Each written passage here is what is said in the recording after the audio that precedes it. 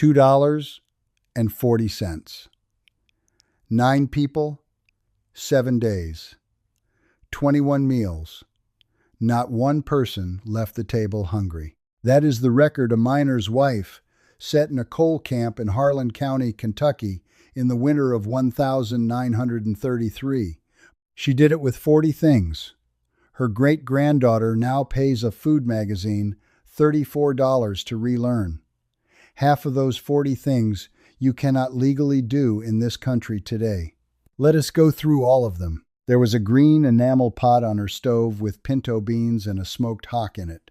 There was a white canister of cornmeal on the counter, with the lid dented where somebody had dropped it. There was no refrigerator in that house. There was no box on the shelf with a picture of supper on the front of it. There was a spoon, a fire, a cellar hole, and a woman who carried 40 pieces of knowing in her head and never wrote down a single one of them, because everybody she knew already knew them. And then one day, nobody knew them. Now, I want you to sit with this. My name is Hannah King. I keep a kitchen with my husband Elias here in Lancaster County, Pennsylvania, and I have been putting food by in this room for a long time now, longer than I care to say out loud. I am not from Harlan County, and I will not pretend to be. That woman is not my grandmother. But my grandmother had the same 40 things in her head, in Pennsylvania Dutch instead of Kentucky English. And when she died, we found 4 of them written on the back of a recipe card in pencil, and the other 36 went into the ground with her. That card sits in my flour tin to this day. 6 words on it about the lime water. 6 words, and that was the whole method, because she never imagined a person would need more. I want to be honest with you before we start, because I would rather you trust me at the end than be impressed with me at the beginning. Some of the 40 I do every year in this kitchen. Some of them I have done twice and would not call myself good at. 2 of them I will tell you plainly that I will not do, and I will tell you why. And a fair number of them, if you tried to sell what you made to your neighbor for money, an inspector could shut you down for it by supper. Doing it for your own family and your own house is a different matter in most places, and I am going to sort that out for you honestly later on. Because the promise I made you in the first 30 seconds was that half of these are outlawed, restricted, or shamed, and I owe you an accounting of which is which. I will not leave that hanging. If you want all of it written down, plainly, with the numbers, it is in the book at ellieasking.com. There is a paper copy, printed and bound and mailed to your door, because a good many of you have written to say you do not trust a download, and you should not have to. I will not bring it up again, and a word of caution while I am here. Neighbors, if you see somebody in the comments pushing some miracle book I never mentioned, that is not me, and it is not a friend of mine. The one book lives at the one place. All right, back to it. Before the list, I owe you the reason any of it works, because if you only have the steps, you will botch them. And if you have the reason, you can fix your own mistakes in the dark. There are 3 quiet pieces of science holding up nearly all 40 of these, and the engineers have long names for them, and our grandmothers had none at all. The first is a sealed shell. A hen's egg is not solid. There are somewhere near 8,000 pores through that shell, and through every one of them the egg breathes out water and breathes in air, and with the air comes whatever is riding on it. Lime, which is calcium hydroxide, mixed into water, meets the carbon in the air and turns into calcium carbonate, which is chalk, which is the same stuff the shell is made of. It settles into those pores and closes them up. The egg stops breathing. It also drops the water strongly alkaline, and most spoilage bacteria will not set up house in that. The chemist calls it calcium carbonate deposition. My grandmother called it putting the eggs down. Same thing. The second is water leaving. Salt does not poison anything. Salt pulls. Put meat in salt and the water walks out of the meat cells and out of the bacteria cells too, because water always moves toward the saltier side of a wall. The scientists call it osmosis, and they measure what is left as water activity.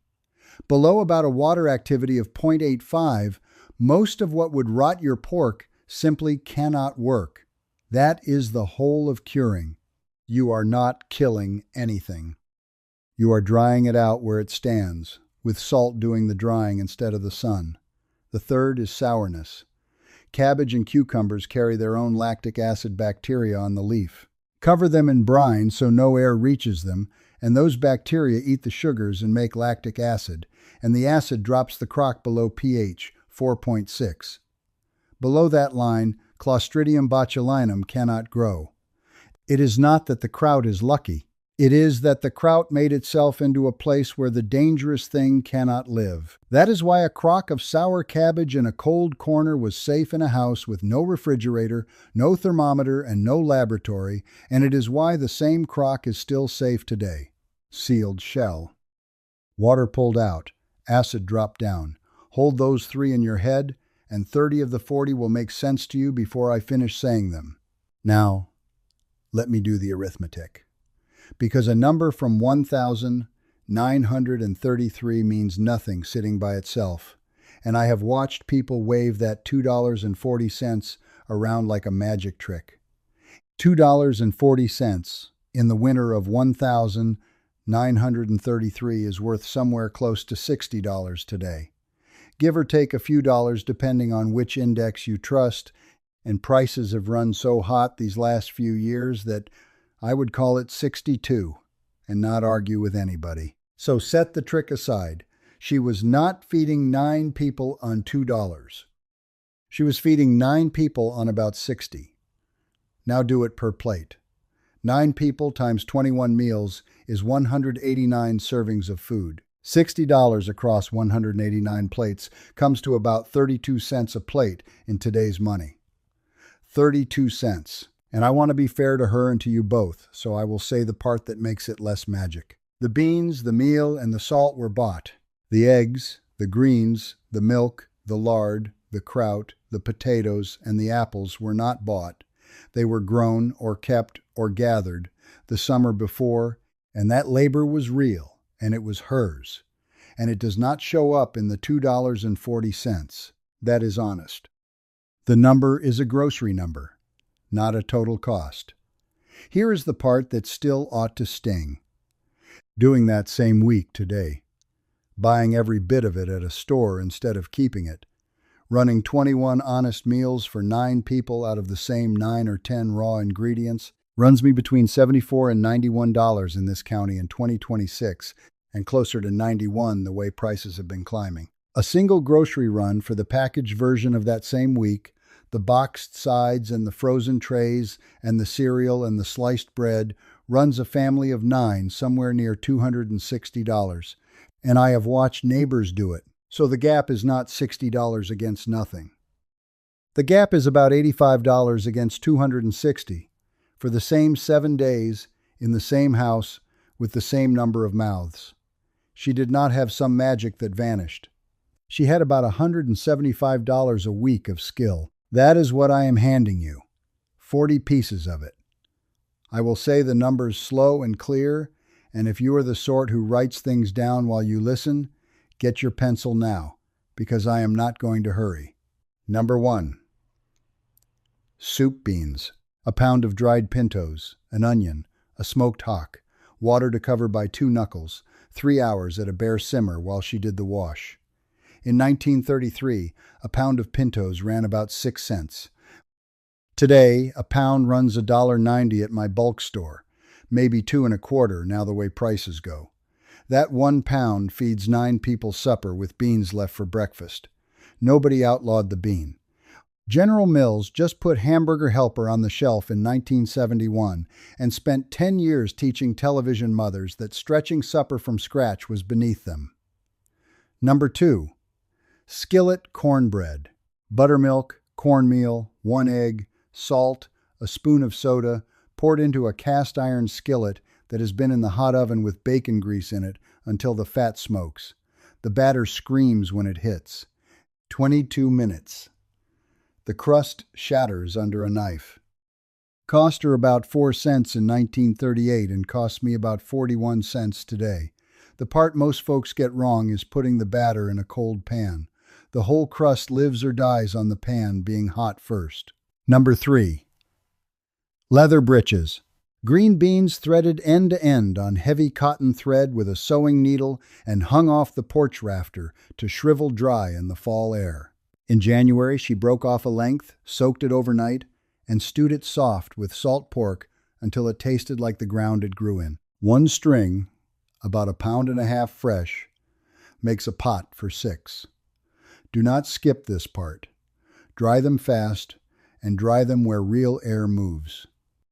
Slow drying in still, damp air gets you mold, and mold on beans is not something you salvage. Number 4. Water-glassed eggs.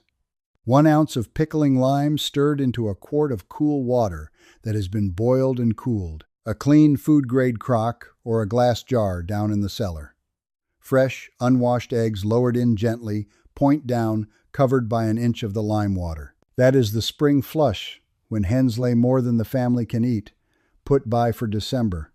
Pickling lime runs about $7 a pound now, and 1 pound puts down more eggs than most families keep. Do not skip this. The eggs must be unwashed, because washing takes off the bloom the hen put there. And any egg that floats when you pull it out goes in the ditch and never gets cracked over food. Number 5. Rendered lard.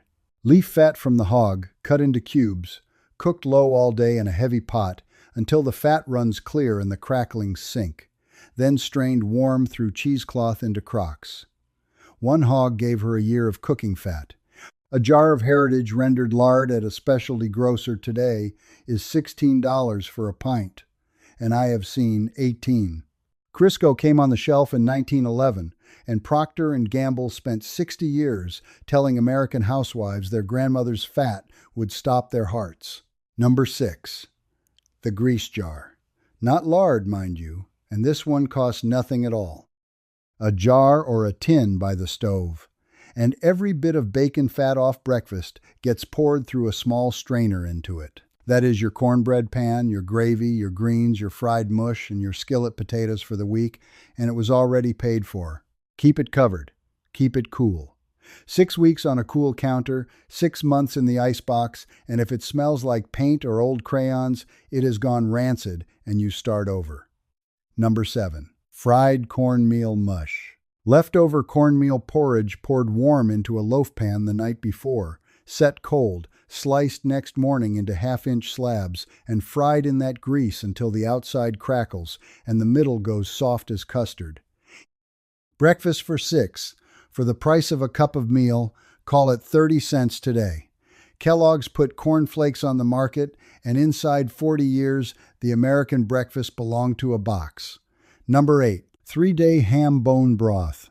The bone she was going to throw away. Cold water, an onion, a bay leaf. Set on the back of the wood stove to hum for 3 days. Strained into jars. That broth started every soup, every pot of greens, and every mess of dumplings for a week, and it cost her the wood she was already burning. A paper cup of the same thing at a modern grocery is $9. Number 9. Pot liquor. The dark liquor left in the greens pot, which most kitchens now pour down the drain, poured over cornbread and eaten as its own course. Everything the greens gave up in 2 hours of boiling is in that liquid. Throwing it out is throwing out the part you cooked for. Number 10. Hardtack and journey cakes. Flour, water, salt, rolled thin, docked with a fork, baked slow until it goes hard as a shingle, kept in a tin. It keeps a year and more. I will be square with you, it is not good. Nobody ever loved it. It crossed the Cumberland Gap and it fed an army. And it asked nothing of you. No cold, no cellar, no jar. Sometimes that is the whole of what a food needs to be. Number 11. Sunday hen and dumplings. An old laying hen past her use, killed Saturday, simmered Sunday morning with an onion, salt and pepper until the meat falls off. Flour, salt, and a bit of the fat rolled thin, cut in strips, dropped in the boiling pot for 20 minutes. That fed 12 at a farm table. Swanson launched the frozen tray in 1953 at 49 cents and told the American housewife that Sunday cooking was a burden a company would carry for her. Number 12. Souse. I will not dress this up. Nobody ate head cheese because it was delicious. When you kill one hog and you have a winter in front of you, you use the whole animal. The head boiled all day with vinegar, onions, sage, salt, and pepper, the meat picked off, packed hard in a loaf pan, and the natural gelatin sets it firm by morning. 2 weeks in a cold pantry. A restaurant in a good neighborhood now sells the same thing as terrine at $18 a slice. The old people had a saying about it, and it was not sentiment, it was arithmetic. You do not waste an animal that died to feed you. Number 13. Cracklings. What is left in the pot after the lard is strained, salted and eaten by the handful, or crumbled into the cornbread batter, which is a thing you will thank me for. The lard job produces its own second food, and most folks throw the second food away. Number 14. Apple butter. 15 pounds of windfall apples, quartered, cooked down with a gallon of fresh cider and a scant handful of sugar in a copper kettle over an open fire, stirred without stopping for 8 hours, or it scorches, and neighbors take turns at the paddle. 24 jars, dark as coal, thick enough to stand a spoon in. It costs the sugar. Ours is a 2-family job here and always has been, and I will tell you honestly that the first kettle I ever had charge of, I was 13, and I let it go while I watched a hawk work the fence line, and you could smell the scorch from the road. My aunt did not say one word to me. She just handed me the paddle again the next fall. Cost us a kettle. Taught me the stirring. You will burn one somewhere too, and that is not the end of the system. That is how you learn it. Number 15. Dill cucumbers in a crock. Cucumbers packed in a crock with dill heads and garlic, brine of about a cup of coarse salt to a gallon of water, weighted under a plate and a scrubbed river stone, 3 weeks in a cool room. Sour, cloudy, and alive. Vlasic and Heinz took that shelf and pasteurized everything, which kills the culture on purpose so the jar can sit 2 years, and that was always the point. Number 16. Sauerkraut. 5 pounds of cabbage shredded fine, 3 tablespoons of pickling salt, worked with your hands in a bowl until the cabbage weeps enough brine to cover itself, packed hard in a crock, waited 3 to 6 weeks at cellar temperature. That is 2.5% salt by weight, and that number matters more than any other number in this list. A nickel of cabbage became a gallon of kraut that carried vitamin C through February when nothing green would grow. A 12-ounce jar of the live kind now runs $12. Do not skip this. Keep the cabbage under the brine. What floats, molds. Number 17. Sourdough starter. A jar of flour and water on the back of the stove, fed a spoonful a day, alive with the wild yeast living in her own kitchen. That went into every loaf and every biscuit for 30 years. An artisan loaf at the co-op is $11. Her starter cost a spoonful of flour a day, and it does not die if you forget it a week. It only sulks. Number 18. Lard pie crust. 2 cups flour. 3/4 of a cup of cold rendered lard. A pinch of salt. Ice water. Work by hand only until the fat pearls into the flour, and no further. Rolled once, chilled, baked. It shatters like glass. Number 19. Clabber cheese. Raw whole milk left on the counter in a bowl under cloth, soured naturally over 2 days to a thick curd, drained in a cloth bag hung over the sink. What comes out is a fresh, tart, spreadable cheese, and it costs the milk. I will get to the honest hedge on raw milk in the safety block, and it is a serious one, so hold that. Number 20. A mess of greens. Turnip tops, mustard, dock, dandelion, poke handled properly, wild and garden both, boiled soft with a ham bone, and finished with a splash of cider vinegar.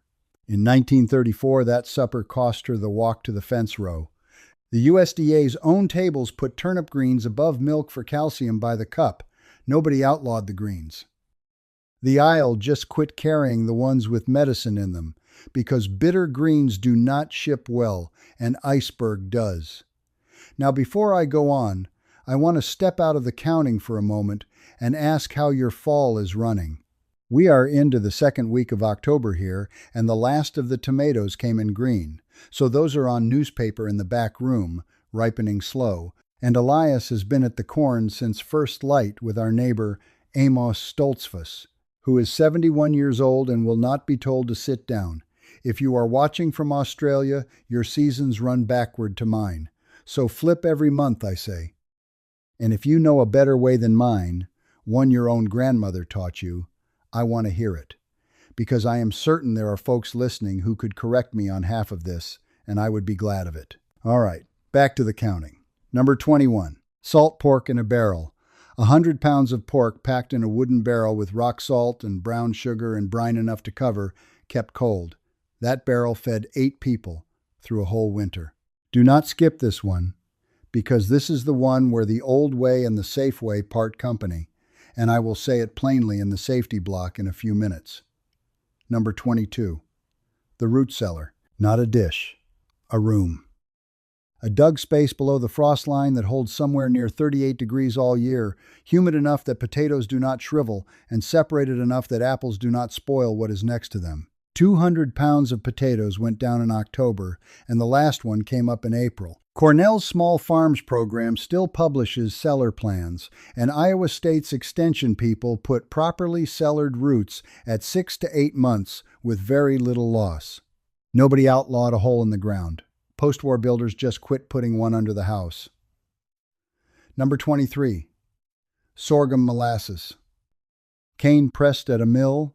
The green juice boiled down 8 hours in a long pan over fire until it goes dark and thick. 1 acre of cane made about 40 gallons, and a jar sweetened biscuits and coffee for a year. A pint of the real Kentucky article at a farm store this fall runs $22. Number 24, milk gravy. The grease left in the breakfast skillet, a spoon of flour whisked in until it browns, a slow pour of whole milk, salt, and black pepper ground heavy. It thickens into a pale, peppery gravy that turns a torn biscuit into a full breakfast.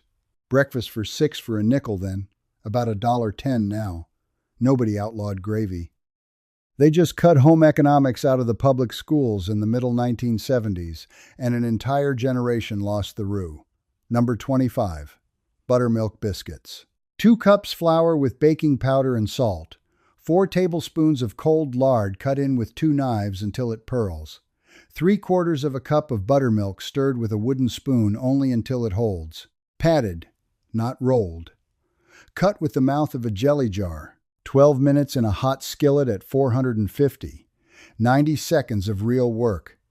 Somebody made you believe it was an hour. Number 26, buttermilk itself. Not the cultured jug at the store. The thin, tangy liquid left in the churn after the butter comes.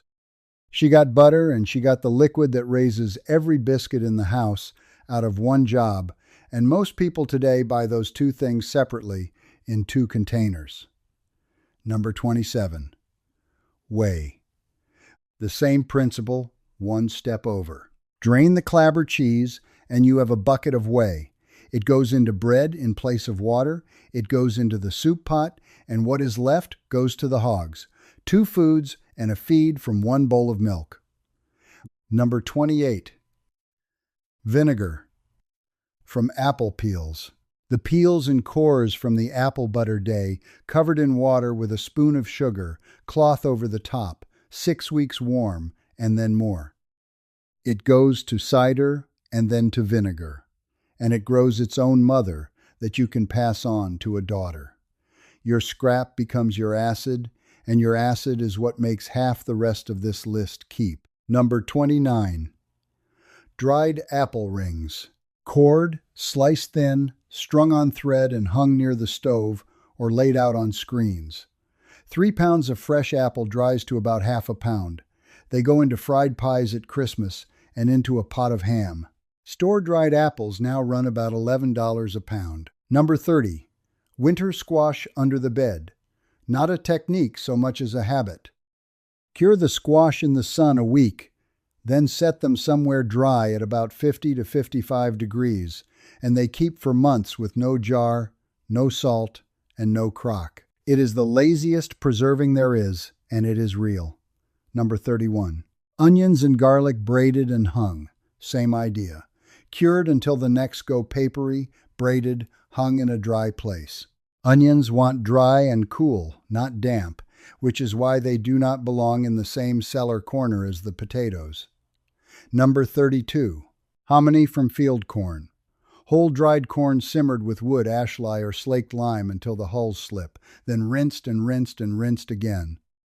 That process, and the chemists call it nixtamalization, unlocks the niacin in the corn so your body can actually take it, which is the reason whole peoples ate corn every day for centuries and did not sicken. It is also the reason the mills that stripped that step out left the American South with pellagra for 40 years. Old knowing was doing chemistry it could not name. Number 33. Parched grain and chicory coffee. Roasted barley, rye, or dried chicory root ground and brewed. It is not coffee, and I will not tell you it is. It stretched the real thing 3 ways when the real thing cost money, and it is why chicory is still in the coffee in New Orleans. Number 34. Stale bread never thrown out. Cubed for dressing. Crumbed for the top of a casserole. Torn into milk for bread pudding. Dried for the soup pot. There was no such thing as bread going in the bin. Number 35. Bean broth and potato water saved. The water off the boiled potatoes went into the next bread dough because the starch feeds the yeast and the loaf comes up softer. The liquid off the beans thickened the next soup. Everything that touched food carried something out of it, and she kept it. Number 36. Herbs dried in the rafters. Sage, mint, catnip, boneset, horehound, cut before flour, tied in small bunches, hung upside down out of the sun, crumbled into a jar. Kitchen tea and kitchen medicine, and the two were the same shelf. Number 37. Home canning, done right. Ball jars, new lids, a boiling water bath for high-acid foods, and a pressure canner for low-acid ones. 200 jars glowing on a shelf by October, feeding the family November to May. Do not skip this one, and I will come back to it hard in a minute, because this is the one on the list that can actually kill somebody. Number 38.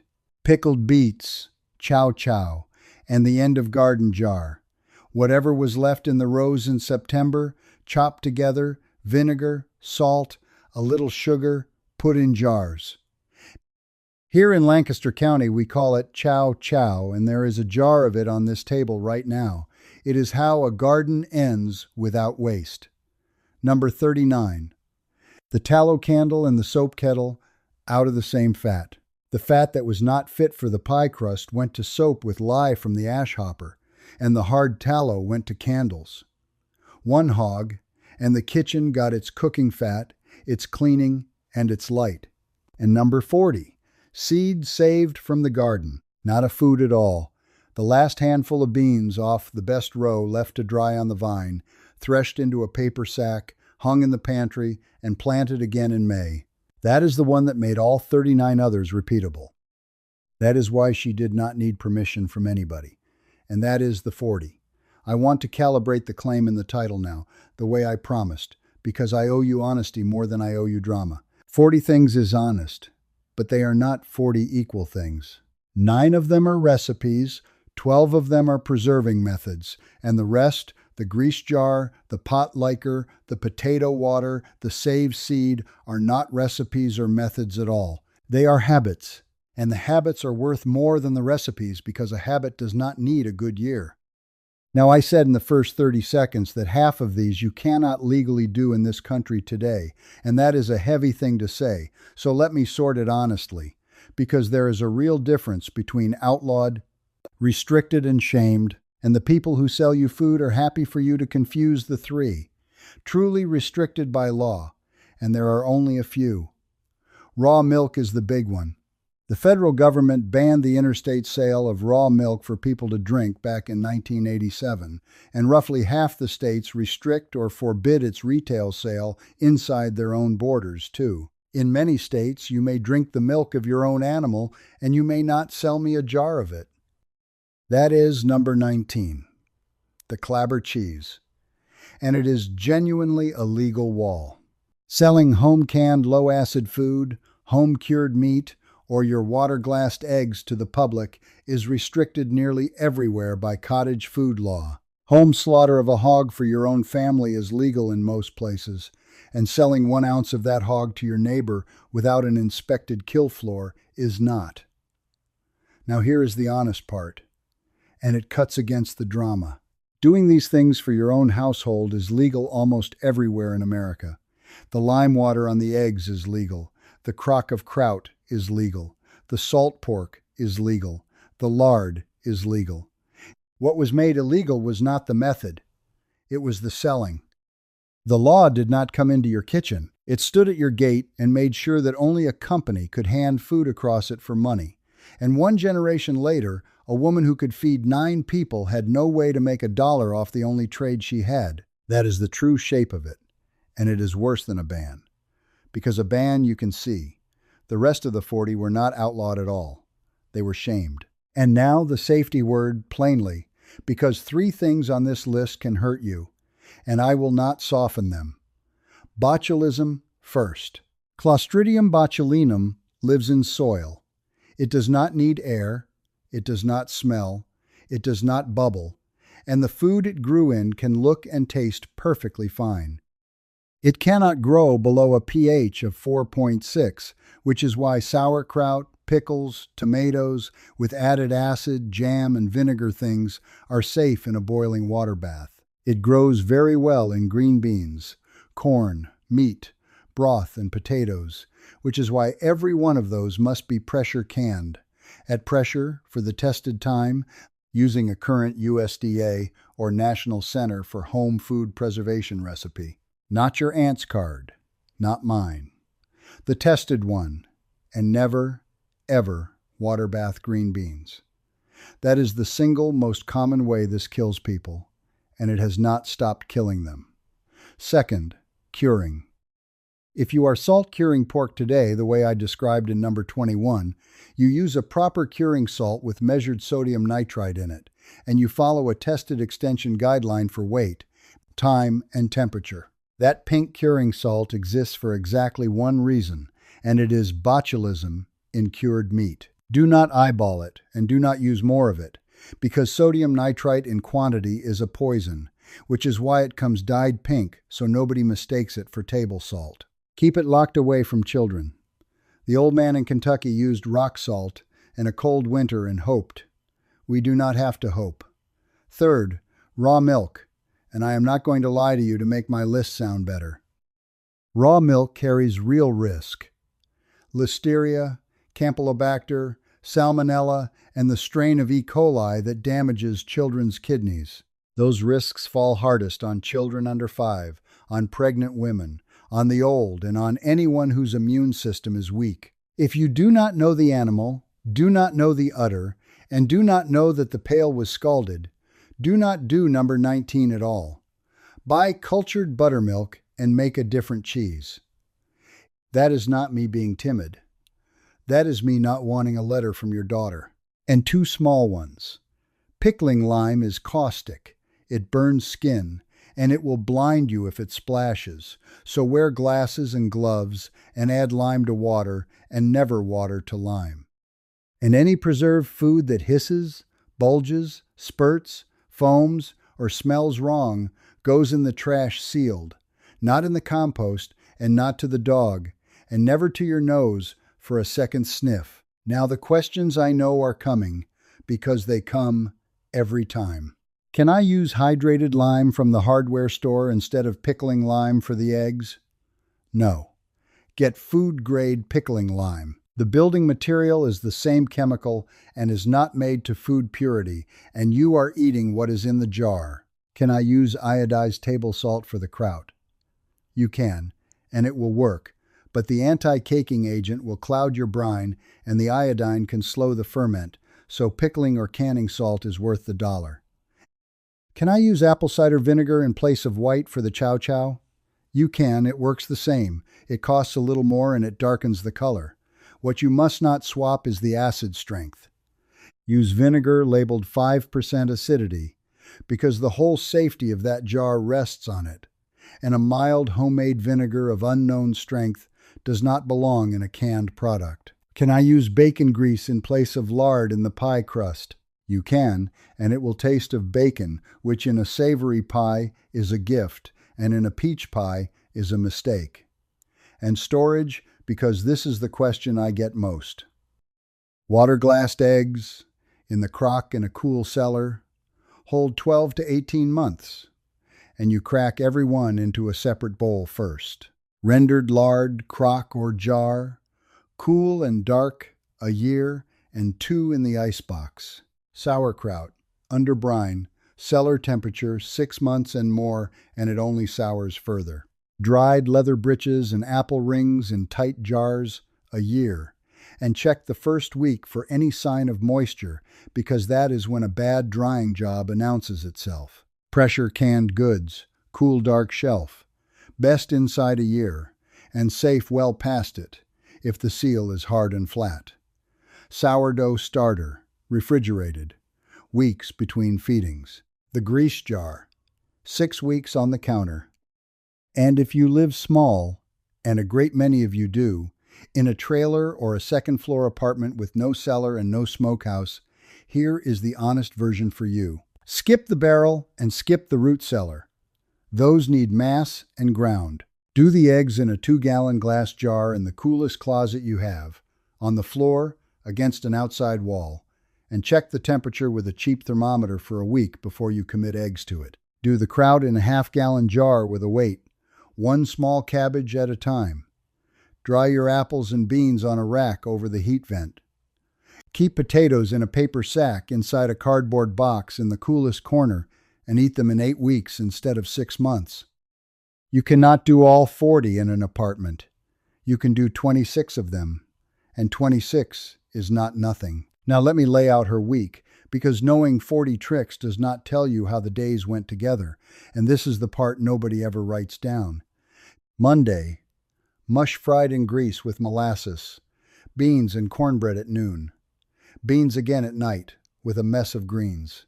Tuesday, biscuits and milk gravy, cornbread and pot liquor, and the greens finished with the ham bone gone into the broth pot. Wednesday, mush again, soup from that broth thickened with the bean liquid, and fried potatoes with an onion. Thursday, biscuits, hardtack, and molasses for the men in the mine, and dried beans from the porch string stewed with salt pork. Friday, mush, kraut, and potatoes, cornbread. Saturday, eggs out of the lime crock fried in lard, apple butter on biscuit, soup beans returning for a third turn. And Sunday, the hen, chicken and dumplings, the one meal all week that anybody would have called a dinner, with dried apple pie and a lard crust if there was sugar. 21 meals, 4 staples, 1 bone that went through 6 of them, and every one of those meals sat on something she had put by in a month when the sun was out. Now, who profited? Between roughly 1,945 and 1,965, 3 things happened to the American kitchen inside a single lifetime. The refrigerator moved out of the wealthy neighborhoods and into every house in the country. The interstate trucking network went in, and a head of lettuce cut in California could sit in an Ohio store inside 3 days. And the chain supermarket opened coast to coast with a packaged center aisle it needed you to walk down. In one lifetime, the job of feeding a family through winter moved off the back of a woman with a crock in the corner and onto a truck that pulls up to a loading dock at 4 in the morning. Nobody outlawed the crock. Nobody had to. And I do not call that a conspiracy. It is worse than a conspiracy. Nobody ever had to sit down in a room and arrange it. Every single person involved was just doing well at his job. The man selling refrigerators sold refrigerators. The advertising man sold shame because shame sells, and he told your mother that a skillet was drudgery and a box was modern.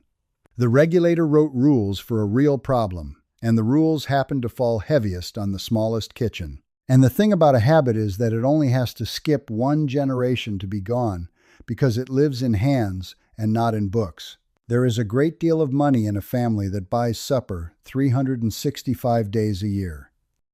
There is no money at all in a woman who knows how to put eggs down in lime. So the quiet old methods sat quiet. And I have to be honest about what these 40 things do not do. They do not make you independent of the store. I buy flour. I buy salt, and coarse salt has gone up over a third in 3 years in this county. They do not save you time. They trade money for hours, and if your hours are already spoken for by 2 jobs, that trade may not be one you can make, and you are not a failure for saying so. They will not feed you through a summer with no garden, and they are not medicine. I am a farm wife, not a doctor, and if you are ill, go see one. Now let me say the whole of it once more, slow, for the folks with a pencil. Eggs. 1 ounce of pickling lime to 1 quart of cool boiled water, unwashed eggs, cool cellar, 12 to 18 months. Anything that floats gets thrown out. Kraut. 5 pounds of cabbage to 3 tablespoons of pickling salt. That is 2.5% by weight. 3 to 6 weeks at cellar temperature. Everything stays under the brine. Pickles. 1 cup of coarse salt to 1 gallon of water. 3 weeks. Weighted. Cornbread. Hot skillet with hot fat first, 22 minutes. Biscuits. 4 tablespoons cold lard to 2 cups flour. 3/4 of a cup of buttermilk, patted not rolled. 12 minutes at 450. Beans. 1 pound feeds 9. With breakfast left, 3 hours. Broth. 1 bone, 3 days, and it starts a week of cooking. Canning. High acid. Water bath. Low acid. Pressure canner. Tested recipe. No exceptions. And the money. About $60 in today's terms for her whole week. For 9, about $85 if you buy every bit of it raw today. And about $260 if you buy the boxed version of the same 7 days. That is the whole of it. Here is what I want you to do this week. And pick 1, not 40. Do not try to become that woman by Sunday. You will only quit. Put a pound of pintos on Saturday morning with a smoked hock. Bake 1 pan of cornbread in a hot iron skillet that same evening. And set a jar by the stove and start saving your breakfast grease into it. That is 3 of the 40 back in your hands for under $7. And by next Saturday, 2 of them will already be habit, and you will not be thinking about them at all. That is how 40 gets built. 3 at a time, until you stop noticing. And then tell me down below, which one did your grandmother make? Not the one you have read about, the one you watched her do with her hands. Tell me the dish, and tell me her name, because she deserves to be said out loud again. If you wrote the list of 40 down while I was talking, paste it in the comments for the folks who listen while they work. They will thank you for it, and I will pin it. And if you spent your working life at this trade, in a meat house or a cannery or an extension office, tell me what I got right and what I got only half right. I read every single one. The next one I do will be the 10 shelf-stable staples that lined the back wall of a pantry in 1936. And one of them, the food industry, has spent 100 years pretending is not food. I will leave you with this. That woman in Harlan County raised 9 children on that kitchen, and every one of them lived. She was not poor in the way we mean it. She was fed, and she was beholden to nobody. And what got taken from her granddaughter was not a recipe. It was the moment a grandmother hands a spoon to a child and says, "This is how we keep ourselves." Your grandmother did not fail to teach you. The world just got fast, and the old ways got quiet, and that is nobody's sin, but it can be mended. And when you set that first jar on your own shelf, that is not only food kept, that is 100 years of knowing. back in your house, where it belongs. The Lord bless you and keep you, and if we are spared and willing, I will see you at the next one. Because the people who built this country with their hands knew things we are only just starting to remember.